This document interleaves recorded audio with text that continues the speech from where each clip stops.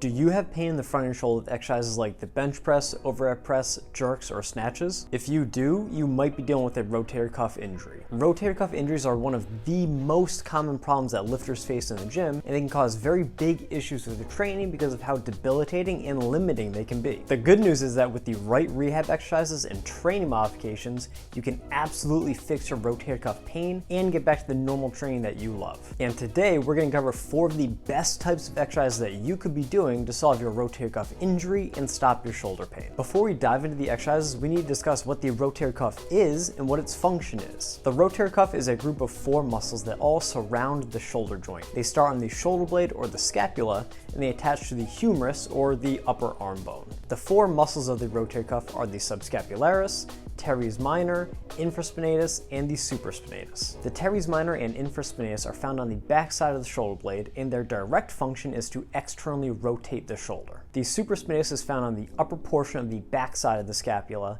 and its direct function is to elevate the shoulder. The supraspinatus, infraspinatus, and teres minor are often called the posterior rotator cuff because they're all located on the back side of the scapula. And finally, the subscapularis is found on the front side of the scapula, and its direct function is to internally rotate the arm. While these 4 muscles can all perform those isolated joint motions that we talked about before, their main function as a unit is to provide most of the stability for the shoulder joint. Because of this, it's been shown that the muscles of the rotator cuff are highly active in pretty much all activities or exercises that involve movement at the shoulder joint. For example, it's been shown that the subscapularis is highly active during shoulder extension or upper body pulling exercises, and the posterior rotator cuff muscles are highly active during shoulder flexion or pushing exercises. Now let's get into the 4 best types of exercises to help you solve your rotator cuff injury. The 4 categories of exercises are direct shoulder external rotation, direct shoulder internal rotation, shoulder elevation, and shoulder stability exercises. Direct shoulder external rotation exercises are going to primarily target the teres minor and infraspinatus of the rotator cuff. The first exercise in this category is the sideline dumbbell external rotation. To perform this exercise, you're going to be lying on your side with your elbow tucked against your ribs and holding a dumbbell or a plate in your hand. Without letting your elbow leave your side, you're going to rotate your hand up towards the ceiling before returning to the starting position. If you find that you're having a hard time not raising your elbow, place a small towel roll between your upper arm and ribs,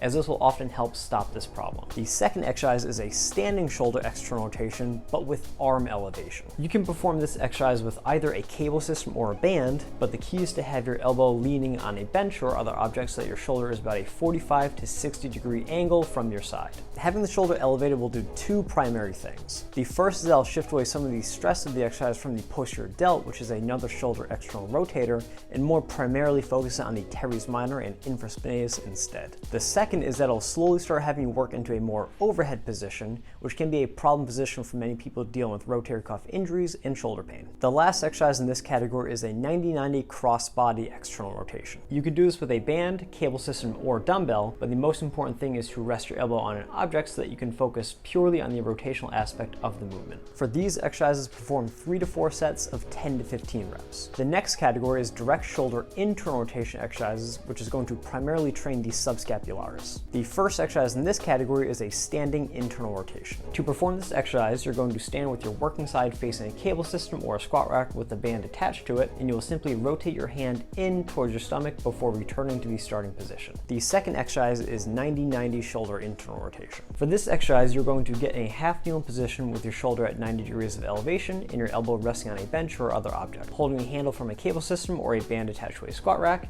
you're going to rotate your hand down towards the floor and then return to the starting position. This variation has 2 unique benefits compared to the one at your side. The first is that you're progressing to a more overhead position, and the second is that you're taking the shoulder through a much larger range of motion than with the previous variation. For these exercises, perform 3 to 4 sets of 10 to 15 reps. The next exercise category is direct shoulder elevation exercises, which is going to primarily target the supraspinatus. The first exercise in this category is a thumbs up scaption raise. To perform this exercise, you're going to stand with dumbbells or small plates in your hands in a thumbs up position, and then raise your hands up to about shoulder height, but angled slightly in front of your body. We typically recommend keeping your arms angled forwards about 30 to 45 degrees, and also sometimes resting your chest on an incline bench, as this can often feel better than holding your arms directly out to the side when initially working through a rotator cuff injury. The second exercise is a standing angel. To perform this exercise, stand in front of a cable system or a squat rack with 2 bands anchored to either end.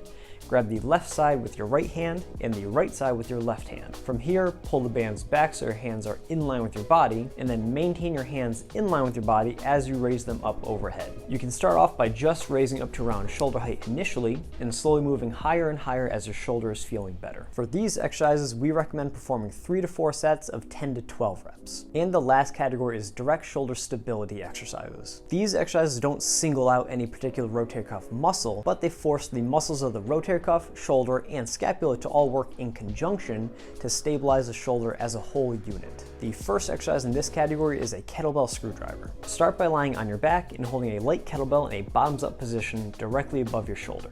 From here, slightly shrug the shoulder up towards the ceiling and maintain this position as you rotate your arm inwards and outwards from your shoulder. You can progress this exercise by performing it in a side lying, half get up, or half kneeling position. We usually have our clients start with 3 sets of 5 reps for these exercises. The second exercise is a bottoms up waiter's carry. You're going to grab a light to moderate kettlebell and hold it in a 90-90 position so that your shoulder and elbow are both at 90-degree angles. You can hold the kettlebell directly to the front, directly to the side, or at any angle in between depending upon what feels most comfortable for you. From here, you're simply going to stabilize the kettlebell as you walk for a certain distance. The faster you walk and the heavier the kettlebell is, the harder this will be. We usually recommend our clients start with 3 to 4 sets of 100 feet per side. And the last exercise in this category is a chaos overhead press. For this exercise, you're going to hang some plates or kettlebells on a bar by using resistance bands and then pressing the bar overhead, trying to minimize any unwanted movement. Due to the unstable nature of the weights hanging on bands, they're going to move around as you press, which will significantly increase the stability demands of this exercise. We have our clients perform this movement for 3 sets of 6 to 10 reps. The key to successfully fixing rotator cuff pain and rotator cuff injuries